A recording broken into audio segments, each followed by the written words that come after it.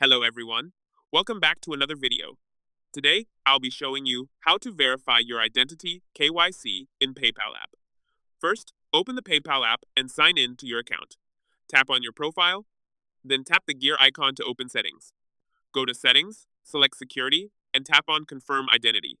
Next, enter your personal details, including your full name, date of birth, and address. Make sure all the information matches exactly with your government-issued ID. Now upload a valid government ID, such as a passport, driver's license, or national ID. If PayPal asks, upload a clear selfie as well. After that, follow any additional steps shown on the screen, like linking a bank account or debit card to complete the verification. Privacy reminder. Only upload your documents through the official PayPal app or paypal.com. Never share your ID photos on any other platform. If verification is delayed, ensure your photos are clear and taken in good lighting. If the app doesn't work properly, try completing the process on paypal.com using Safari. For any errors, contact PayPal support and include screenshots. And that's it. If you found this video helpful, don't forget to like and subscribe. Thanks for watching.